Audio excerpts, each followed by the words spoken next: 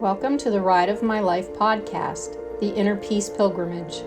I'm Caroline Rena, and here, let the ride inside adventure begin. I will share what it's like on my own inner peace journey, and through what I learn and become aware of, provide insight to your journey as well.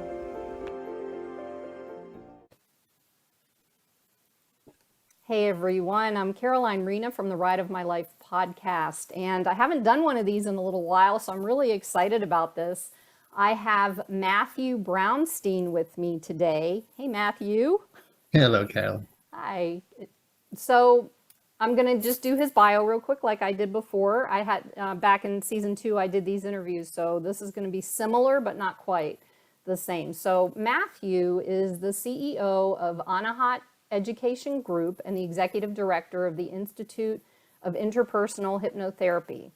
Matthew founded the International Association of Interpersonal Hypnotherapists and OnlineMastery.com, where he teaches the Anahat meditation system. He is the author of 5 books, including The Sacred Geometry of Meditation, The Sutras on Healing and Enlightenment, and Interpersonal Hypnotherapy. Matthew is a student and teacher of A Course in Miracles and offers free classes on meditation, hypnotherapy, spiritual growth, and life mastery through the Institute. He's the founder of the Interpersonal NLP Society, Silent Light Publishers, and IGE Business Networking Groups.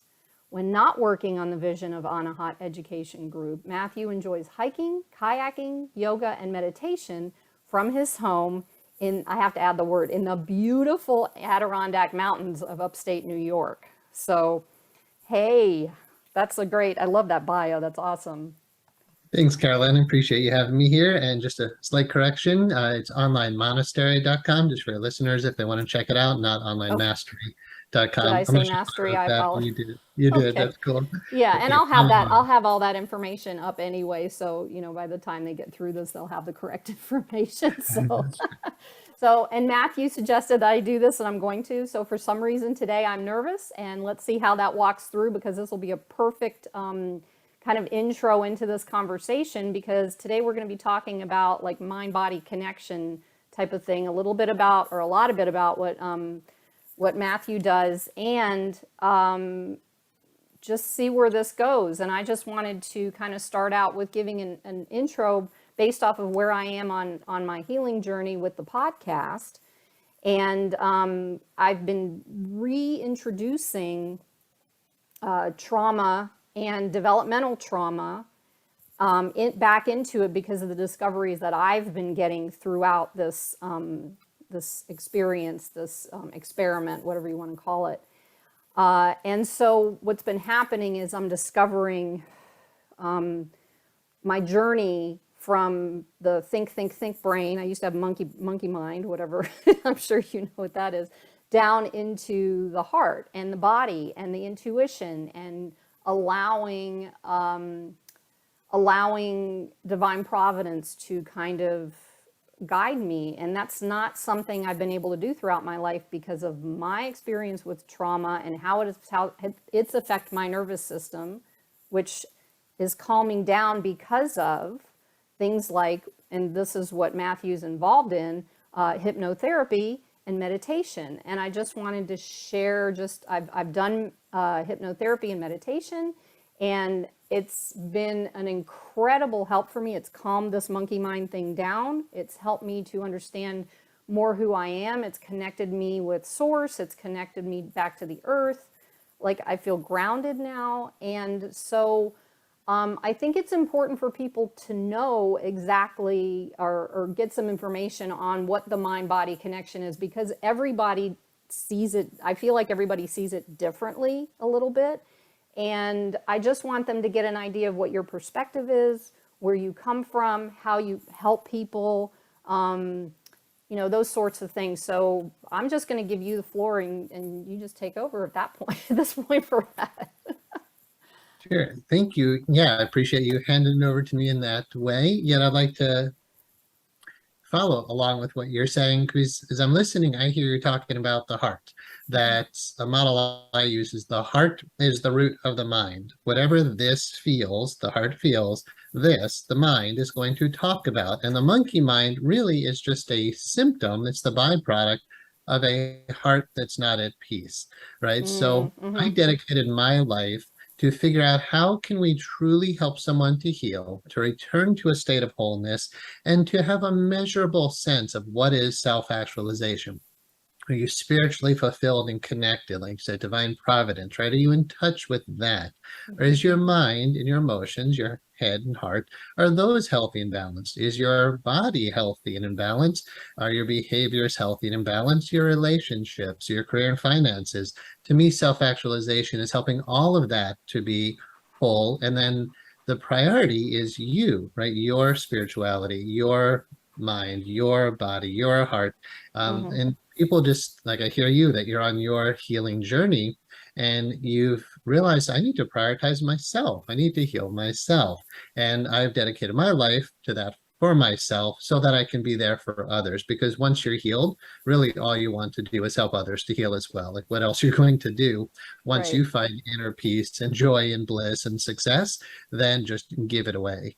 And I'd like to add something to that, Matthew. Also, what I've discovered with that is the more that I connect with myself, the more my world changes. It's like inside first, it Mhm. becomes the way that I see the world, and I see it with so much more bliss and love and connection. And I get where all these avatars and all these people have been talking about these things for years and years and years that I've been working on this stuff. And it's like, whoa. So, I feel like we kind of focus so much on the outside world and what's going on out there that we forget about who we are and who we really are, the truth about who we are inside.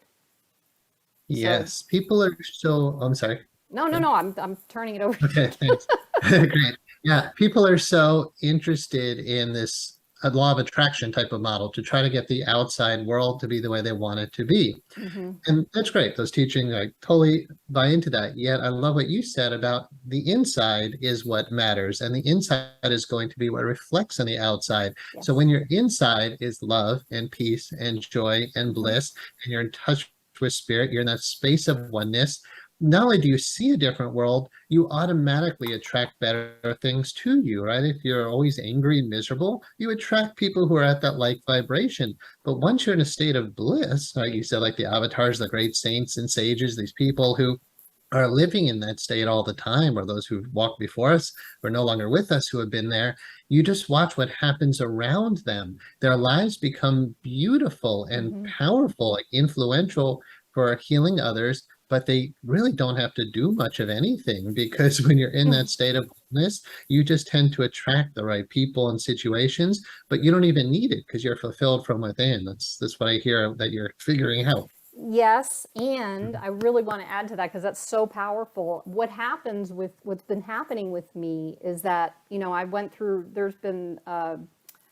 I talk about parental alienation with my children and what I went through, and I just crashed in on myself, and, all these things happened with that. And I just felt isolated. I wasn't inside, I was just isolated. Mhm. And I also notice in this process that when we heal ourselves, even the people that are closest to us in our vicinity, they're healing, they're connecting, they're like reaching out. I'm like, whoa, this, this is something I have never experienced in my life. And I just want people to hear that, to know that, 20 years ago, for example, I was literally on the floor in the basement of the house that I had bought in a dark night of the soul with the blinds drawn, depressed, all this stuff.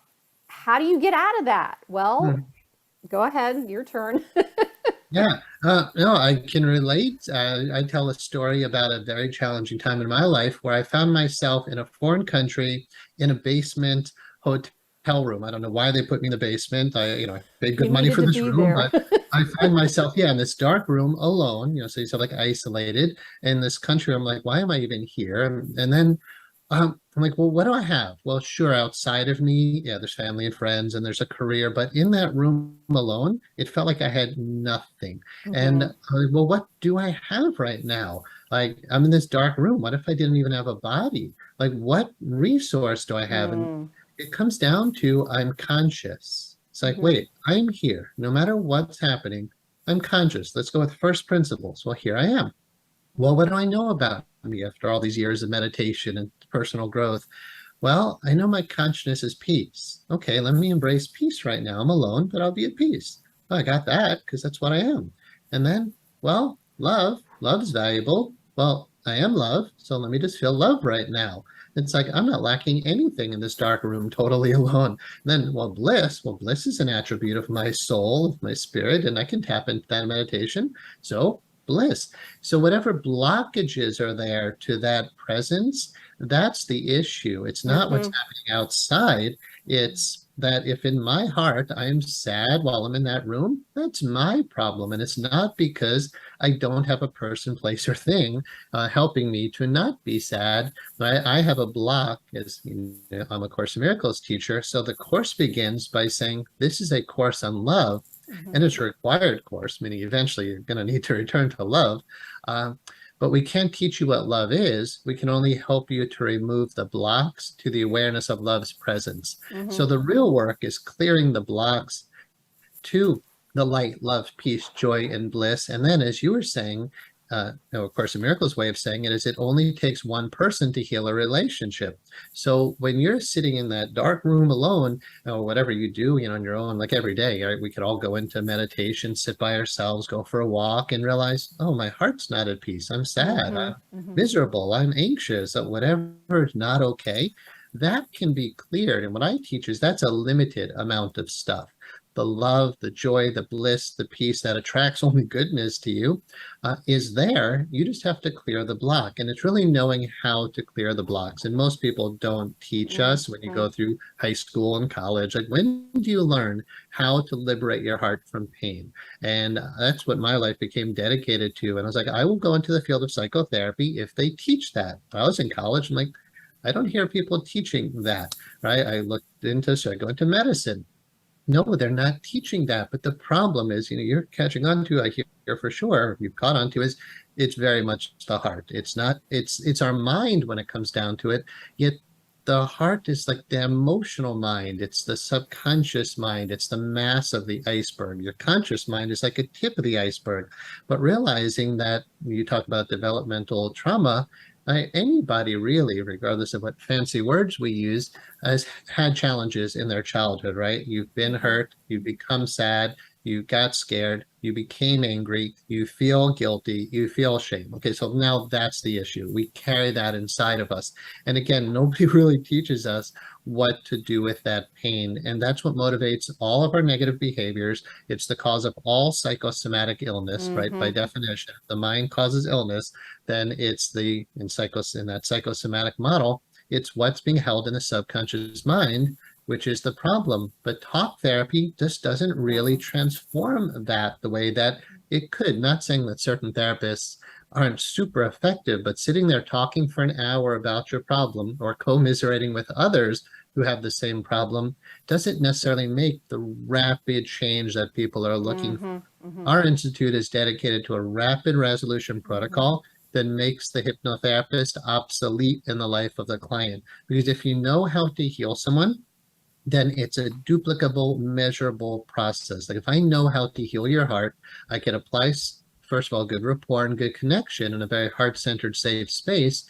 Then I can just simply use techniques that I know work and show you in a very short period of time, you don't have to suffer anymore, but also to empower people with, I call the opening the heart teachings that I offer in our Mm-hmm. school, to help you to know what to do when your next negative emotion comes up. Because while I could help you to transform what you came in for in that session, and you're like, wow, like that blockage is gone. Okay, well, Mm-hmm. next week you'll discover you have another blockage in there. Again, there's a limited amount, but there's more than one, right? Right, And right. you don't want to have to keep paying for therapy every week. You want to eventually be empowered to know, okay, if I get sad, I know what to do, not just to get temporarily happy. I know how to get that sadness out of my system forever, not by suppressing it, but by truly transforming it. And again, knowing how to do that on your own. Yeah, yes, yes. Okay, you're hitting every, I'm like, oh yeah, I got to say something about this. That's so powerful because I tried for years and I don't, disrespect or disagree or whatever with talk therapy. There's a place for it in the process of that in some therapies, but there's so many different things and so many, I've put my finger on a whole bunch of different things to find my way through the blockages, which I feel like the trauma either is or leads to the blockages.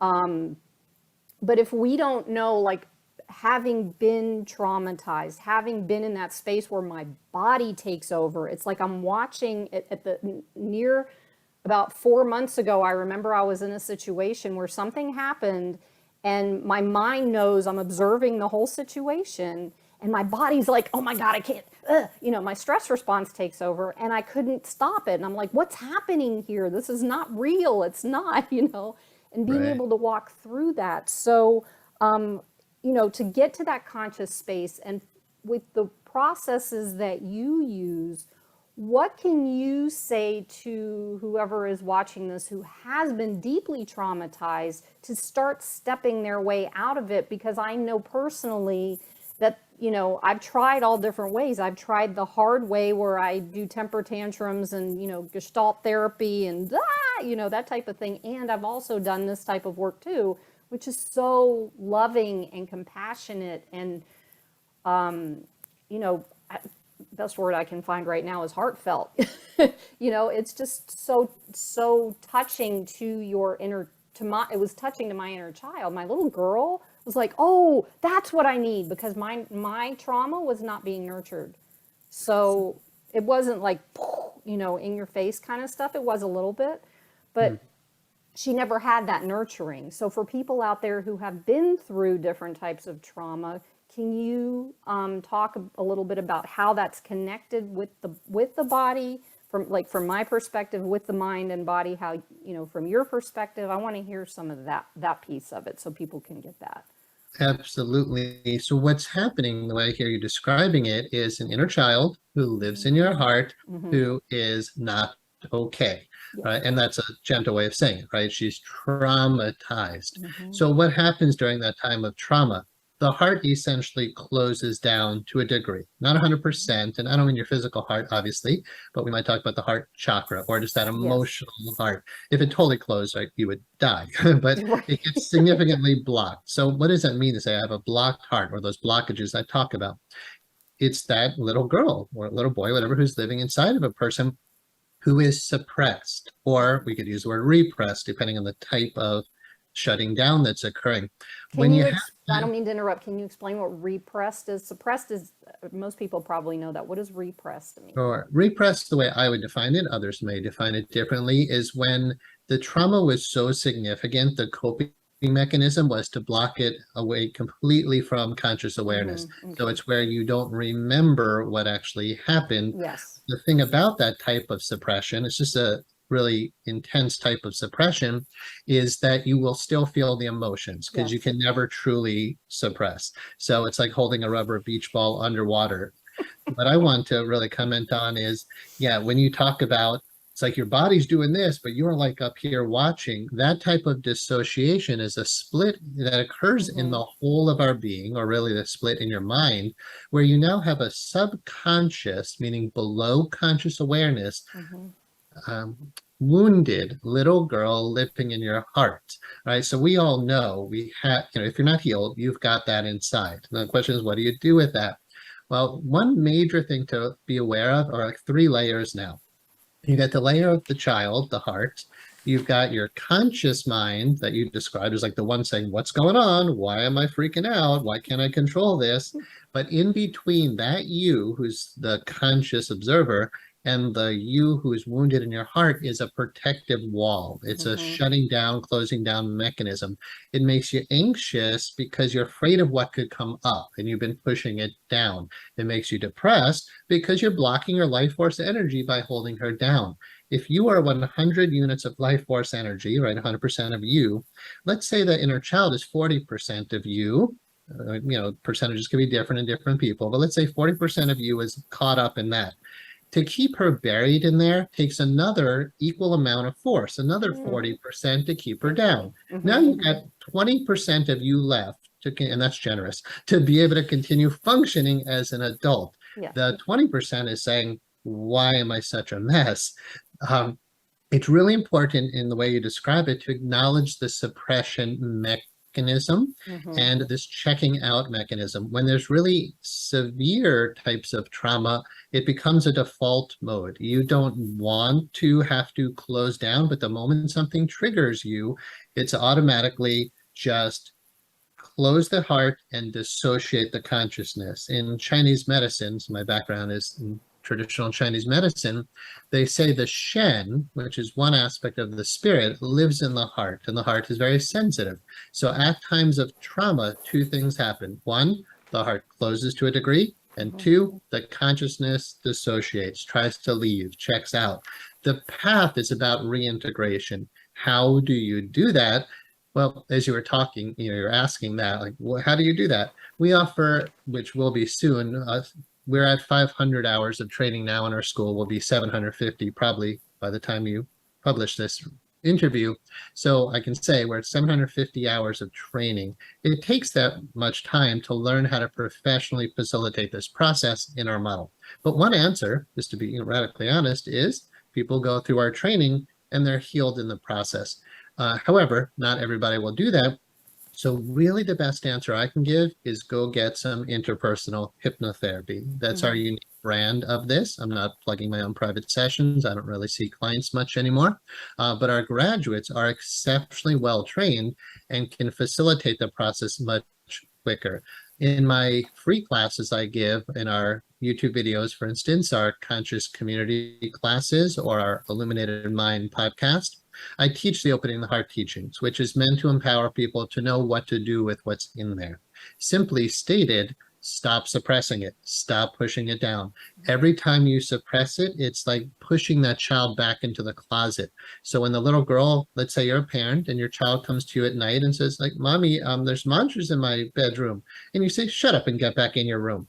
You push her back in there. Does that make her worse or better? It obviously makes it worse because she's going back into her illusion of the monsters, which really aren't there. But now if you let her act out on her emotions, you say, okay, well, yes, there are monsters. So we better go buy some guns and we better go get other people on board to protect you.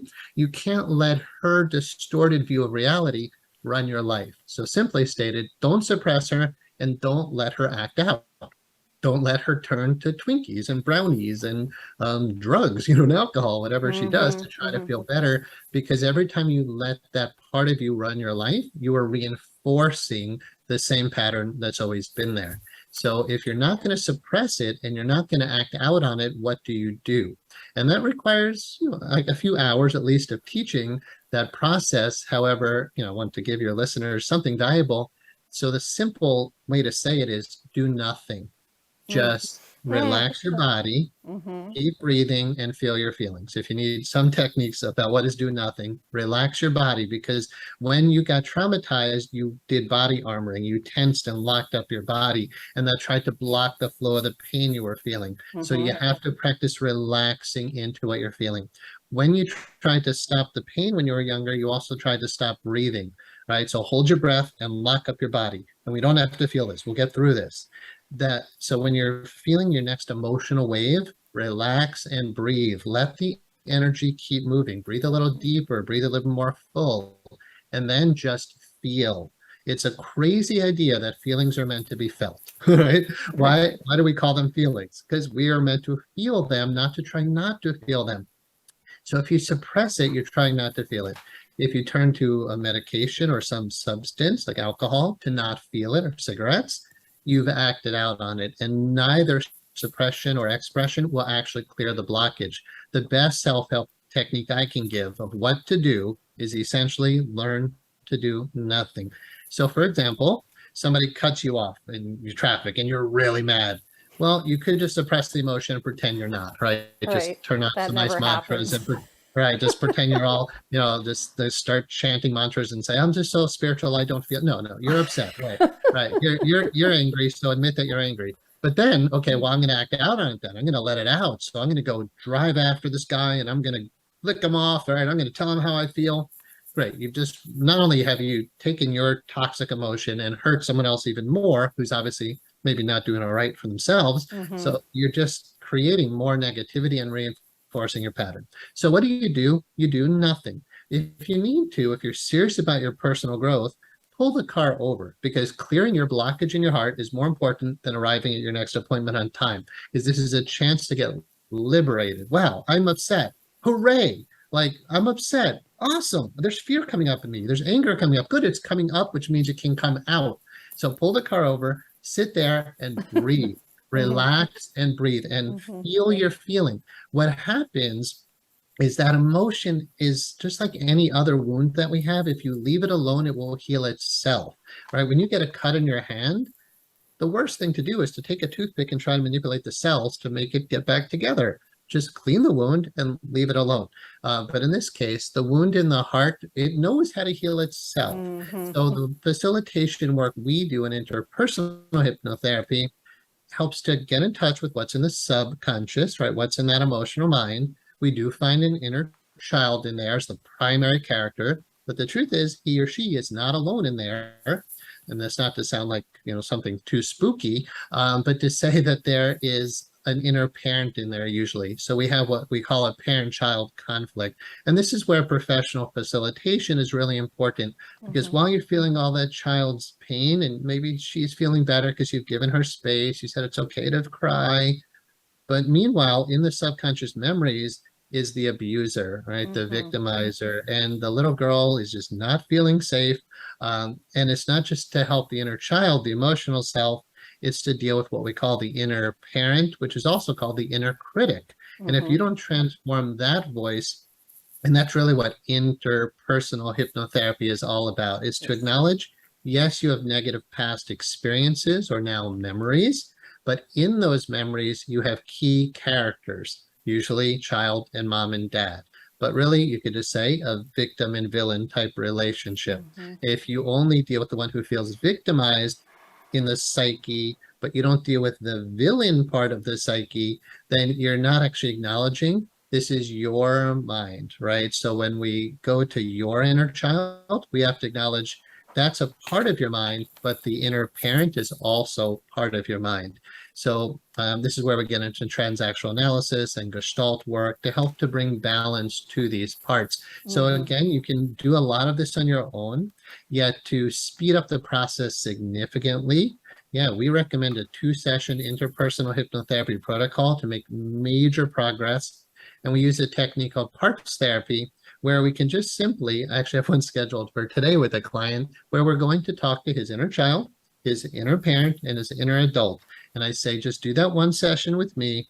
And then when I talk to you again in a week, you will most likely be telling me, my God, my week was so peaceful, because the inner child is no longer scared, and we raise the self-esteem of the child, and we tone down or essentially transform the inner critic voice, the inner parent voice, to be a loving and supportive inner best friend. When those two parts can gestalt, which essentially just means be back in a state of wholeness or oneness, then the person is returned to peace, right? And there's just not that conflict anymore. So when you describe, like, or I pulled from what you were saying, these layers, okay, I've got a heart, I've got a suppression layer, and I've got my head, but realize underneath the suppression layer is an inner child and an inner parent. If you're only talking about that in therapy, getting some insight about it, you're not necessarily in an altered state, like a hypnotic state, where we have access to that. So the main difference between psychoanalysis, let's say, old school Freudian analysis, not necessarily the most modern CBT type of work, but old school analysis and hypnotherapy. The difference is, in psychoanalysis, you analyze the subconscious. In hypnotherapy, we talk directly to it. So once I have you in a relaxed, safe, altered state where I can gain access to your subconscious, I can actually say, okay, 5-year-old Carolyn, how are you feeling? And then we help her to feel better. And then, okay, well, who's bothering you? Oh, well, mom was doing this. Okay, but we treat mom as just as important of a part of your psyche as the child. Once they come together in a space of love, You feel Mm, love in your heart and you realize love needs no defense. So you can stop protecting yourself because your defenses attack you, right? You put up a wall, you're now living inside of that wall and you have to maintain it. It takes tremendous effort to live with walls. To be free of your blockages and free of your walls and free of defense mechanisms means you're literally free and liberated. When I have people talk to me about like childhood sexual abuse or just major child, like you say, developmental traumas, uh, if you haven't done the kind of work I'm doing, you probably don't know what the word liberation means yet. mm-hmm, But when mm-hmm. clients go through those sessions with me, or they learn, how to do it, or with my graduates or whatever, in the end, you walk right and I feel completely liberated from that. It's not there anymore. Remember, the blockages are temporary, Yeah. but love and light is eternal, right? So it's just clearing the blocks to the awareness of love's presence, which is your natural inheritance. That's wow. Okay, so it's eternal. That's the thing. It's like the blocks, the trauma is temporary, and everything that you talked about fits in with, like, everybody calls it different things. I love the interpersonal hypnotherapy. I love that concept. Parts therapy, is that correct? I've read about that before, and I kind of I kind of just got an understanding because I research about it, Uh, and then it so I want to make sure, I want people to hear this because it's so important. There's like an awareness, and I'm going to share just my experience based off of what you said. There's like an awareness that happens as you're in the healing process where you can learn how to do nothing, as Matthew is saying. And it's like my version of that is sit with it. It mhm. took me last year when I started writing all these poems and kind of letting all this stuff out. And I was literally living in a room that was this big. So it was my cocoon or my chrysalis, whatever you want to call it. And I remember one day I had this stuff coming up and I'm just sitting there and I couldn't do anything. I couldn't go anywhere. And I'm like, sit with it, sit with it, sit with it. I kept hearing that, sit with it, sit with Uh-huh. it, sit with it. And I did everything that you said. I relaxed my body. I started breathing. I put my hands on my heart just to Mhm. recognize that my little girl is there Yeah. when I do the breath work. And then I allow the feeling to run through me. And I've Mhm. learned that as we're, that's how we become a channel. That's how we become I guess, not the chalice, but the channel from the heavens and the earth or whatever, is by releasing all these stuck energies in our bodies, we are able to open that space. And then when an energy of anger or fear or anything else comes through, it doesn't get stuck anymore. It doesn't land on that old energy because you've already released it. And Mhm. so this is something that is easy to do. It's not simple. Wait, is it simple? It's simple, but it's not easy. You have to get in there and talk to your inner child and connect with your inner child. And I kind of do that, and I do that in my work where I introduce people to their inner child. And I just get in there and it's like, hey, and start connecting, because most people don't even know what that is. They don't even know what it means. They've never heard of it before, and it's so powerful. And then the other piece that you were talking about, when we hear over and over and over and over again, that's just how our minds work. When we hear something over and over again, it starts to literally we become that thought. We become that, like if someone in our life has ever told you're worthless or you're hopeless or that becomes our own language. And Mhm. when they go away, it's still there. So we have that in our subconscious, in our psyche, all that, and it's constantly beating us up. So we end up beating up ourselves worse than that person who said that thing, maybe one time, maybe a million times, but it's in there. And so that is important to start to just kind of see that. That's one of the things. That's why I'm excited about what you just said, because it's like, wow, this is a powerful experience to get in there with the inner child and the parent. And I kind of, when I do mine, I know about the reparenting and that type of thing. I just do it a little differently, but I love how you're sharing it in this way, because it's so comforting. It feels comforting to me. And then there's a couple of things I wanted to ask you though. when we get in these spaces and we're so focused, like you gave the percentages of how everything kind of takes over, it's exhausting. It like literally takes our life force, and it's exhausting. It makes me tired when I'm in that space, so I know how exhausting, and we're putting so much power and effort into controlling all of that. Mhm. I mean, that was like the biggest aha moment for me when you were talking about it, because I was like, oh wow, I don't have that happening anymore. So it clears you. It's hard for me to express what I'm trying to say, but what I'm getting at is there's also a piece of this that requires forgiveness of self and others. And I'll in a second, after I ask the last question, or the question I was going to ask, I want you to kind of, if you will, talk about forgiveness, because doesn't I just blanked out. What is the book that you're teaching? The interpersonal No, no, hypnotherapy. no, no, no. The Oh, A Course in Course Miracles. in Miracles, and I've taken it. I've Right. read it. I've been, yeah. Right. So isn't forgiveness is all a part of this? But most importantly, forgiveness of self. And so, what my question is, if you can kind of incorporate all this into one, when we're so there are people out there, including me. I've been in this space where I'm so focused on raising my vibration that I didn't pay attention at one point to the negatives, or the energies that were holding me back. So I kept thinking, oh well, if I just vibrate at a higher vibration, then Mhm. everything's going to go away. And there's a lot of people I'm coming across that feel that way. And I'd like for you to kind of share what that is for people who feel that the praying and all this raising your vibration is beautiful, it's amazing, but you still have to ground yourself within the earth and within your body and do the forgiveness work and do this work that you're talking about. I hope you're understanding what I'm saying, because when I get passionate, I Oh kind yeah. of lose my Yeah.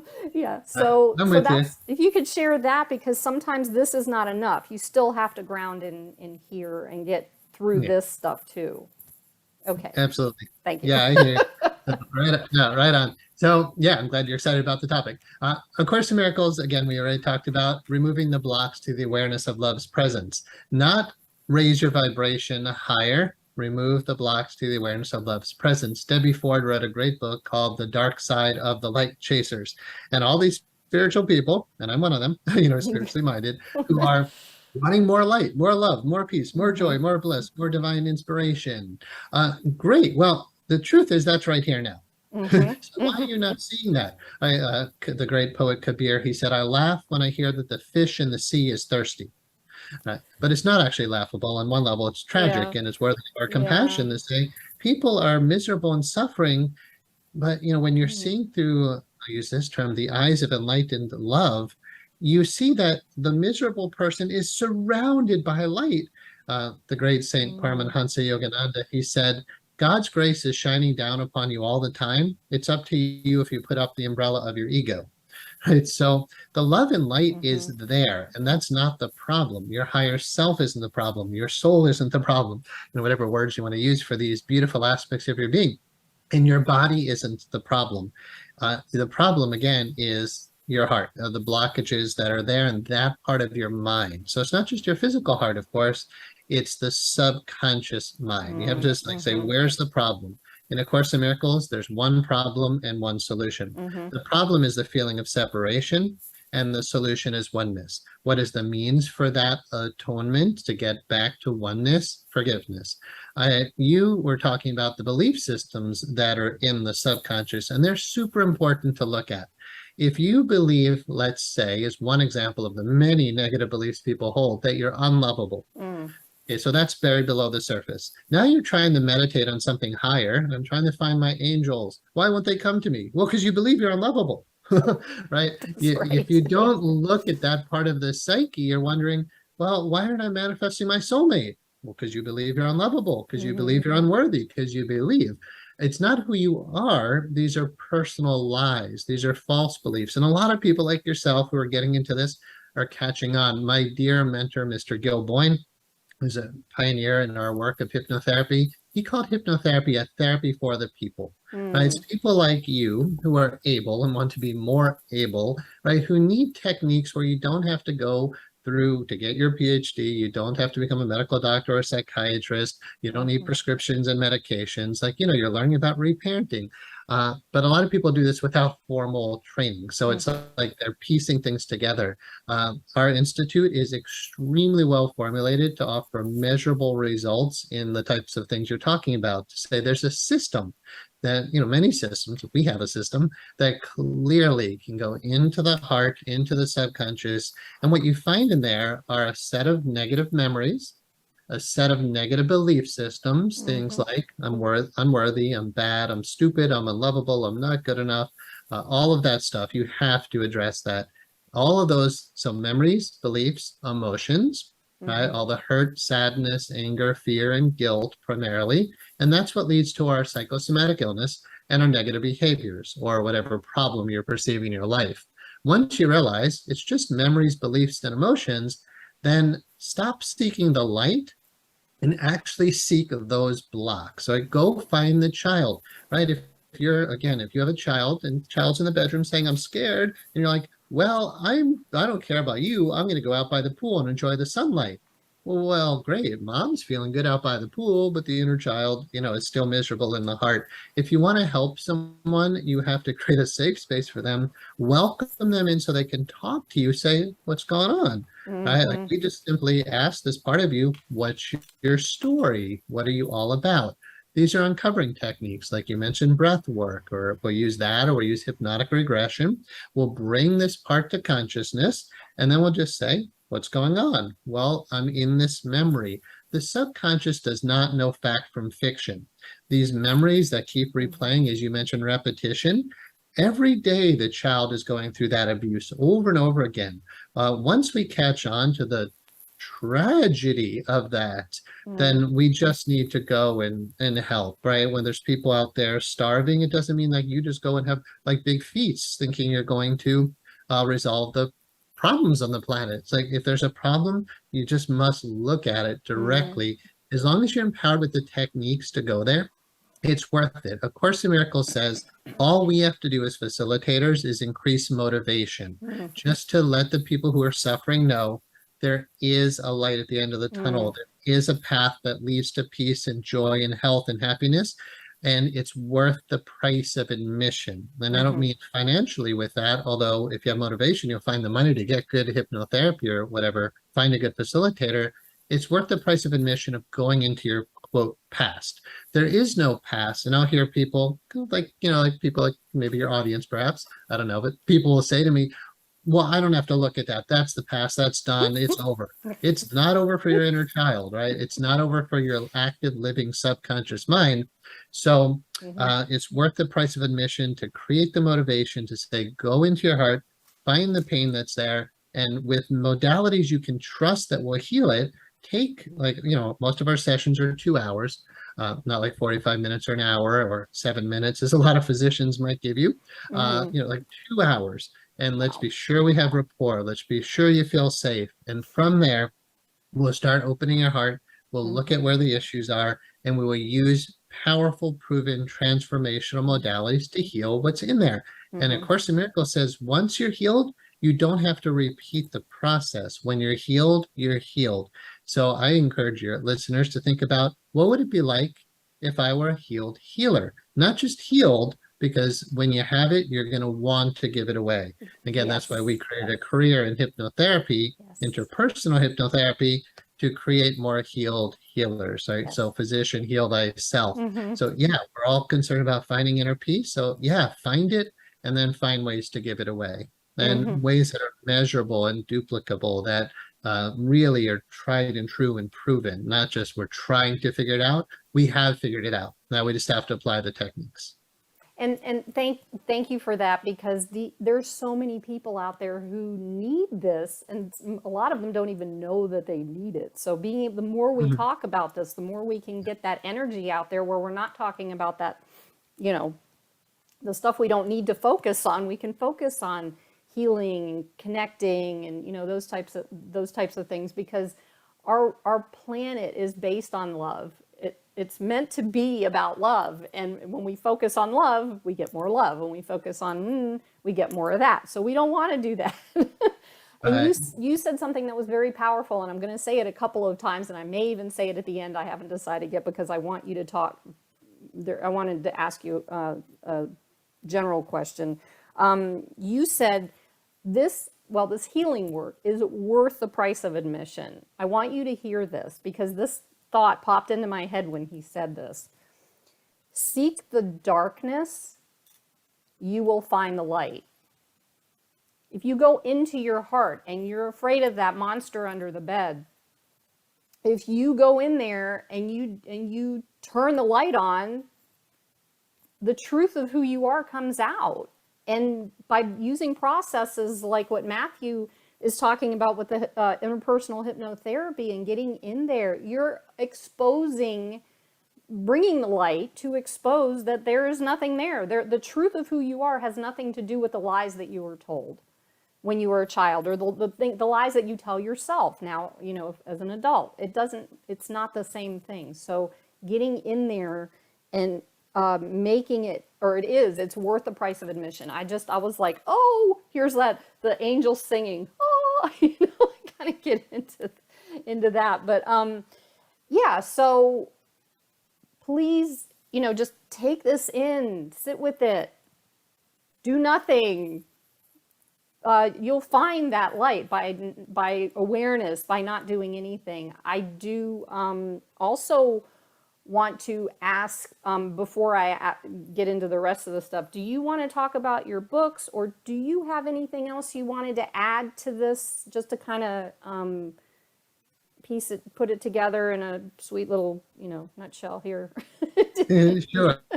Yeah, I really couldn't do self-promotion because there's too much to share towards all my books and whatnot. I'll just segue with what you're talking about, to move into the heart, to embrace the shadow side. Beautiful, be willing to go there. And then as you were talking, I thought about the closer you get to the light, the more you see your shadow. Right. So it's like, even if people didn't take your advice, and what we're both talking about is go in and heal your heart, prioritize, do what you have to do, just get that thing healed. But if you decide not to do that, you say, no, I don't need to do that. I'm just going to keep meditating. I'm going to keep chanting my mantras. I'm going to keep eating vegetarian. I'm going to drink pure water. Great. When you're miserable after a year, because you kept trying to go to the light, realize your shadow's been following you the whole time. The way you described it is very similar to our hypnotherapy model, which is the only way to superconscious mind is through subconscious mind. So you've got a conscious mind, kind of feels like it's in your head. You've got a subconscious mind, kind of feels like it's in your heart. So where's God in the midst of all this, right? Where's your oversoul, whatever you will call that? Where's your superconscious? Where's the light?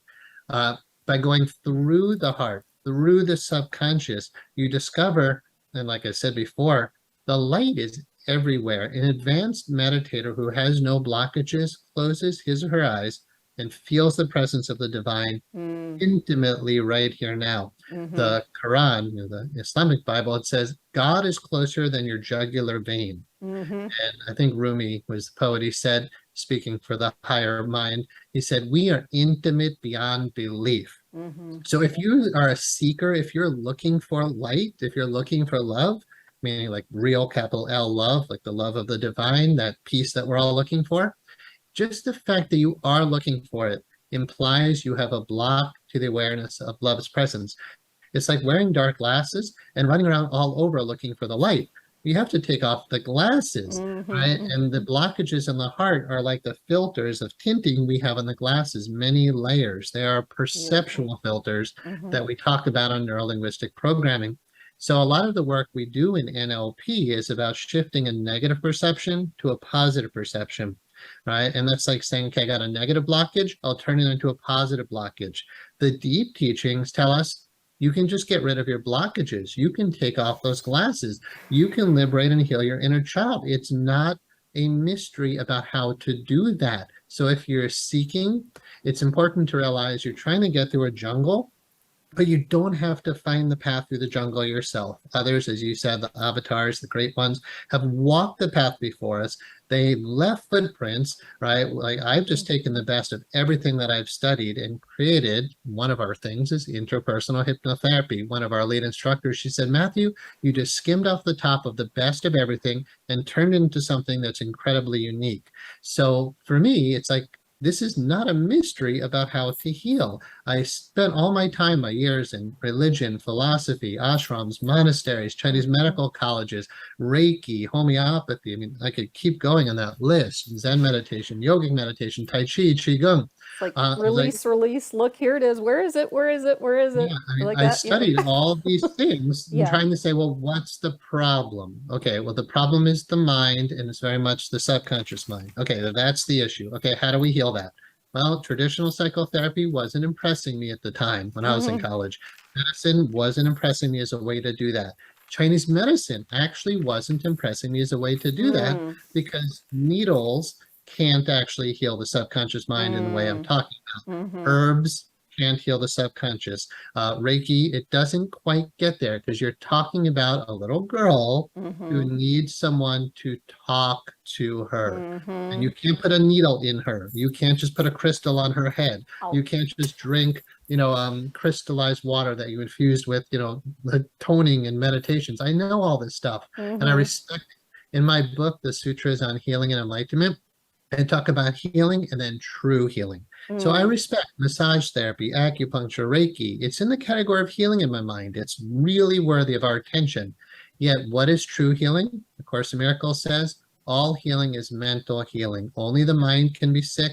Only the mind is in need of healing. This does not appear to be the case, for the manifestations of this world seem real indeed. It sure seems like the body is real and all your psychological disturbances are real in your conscious mind.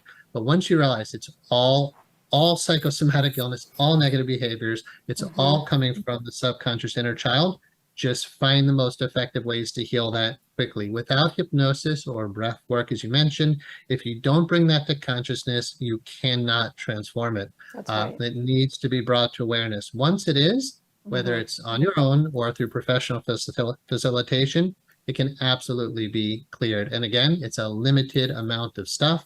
It's worth the investment of Mm-hmm. time, energy, Mm-hmm. and money, the fear that it takes to go into that to clear it. And the truth is, when you start going into it, it's not that bad.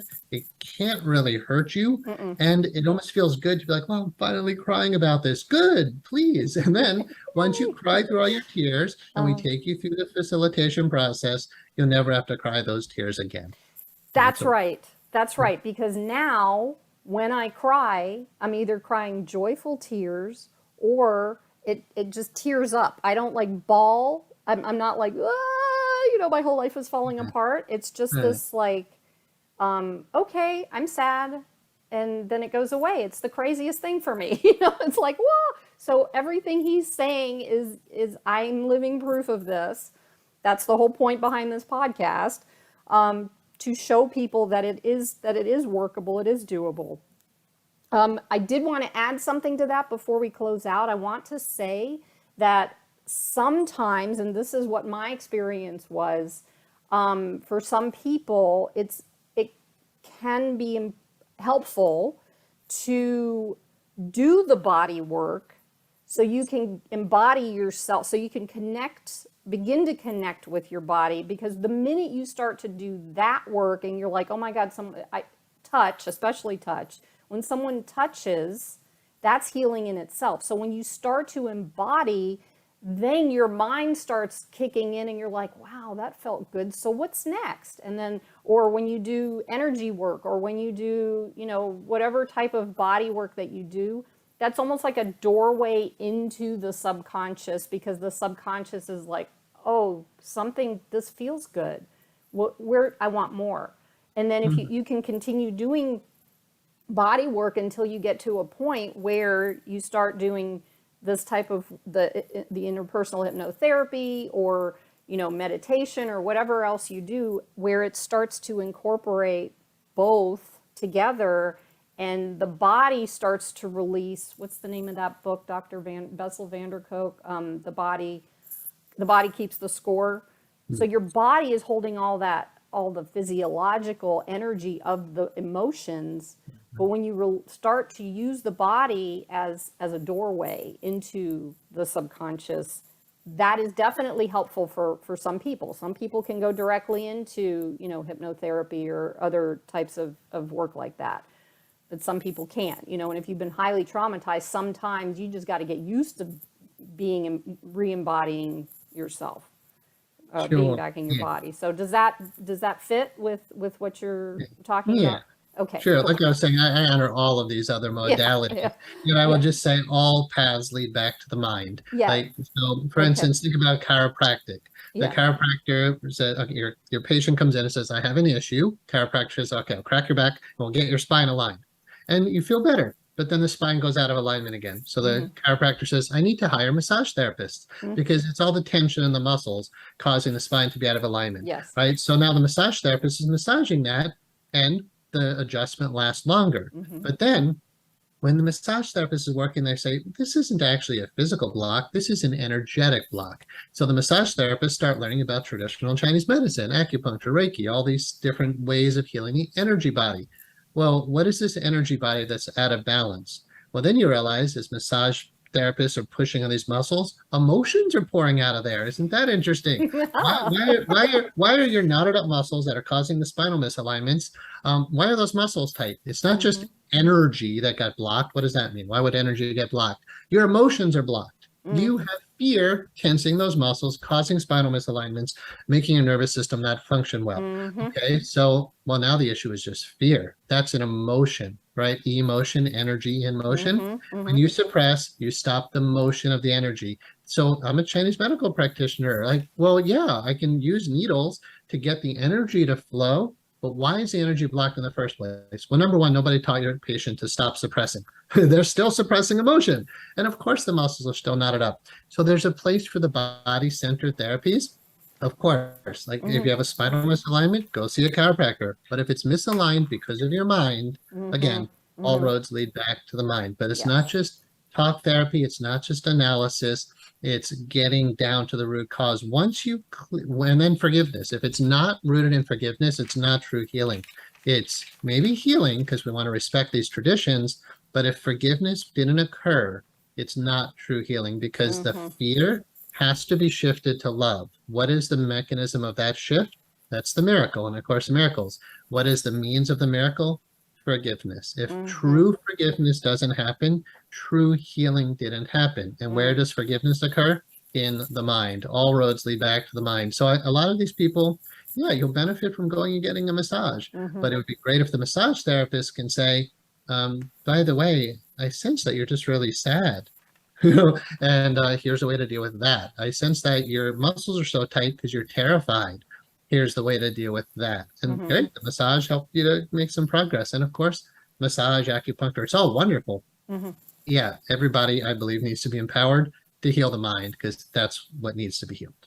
Yes, and thank you for putting all that together like that because I agree. I agree with the piece where because every single time I went to the body and found a I'm not in, thank goodness, in the disease place, but I have aches and pains and different things like that. And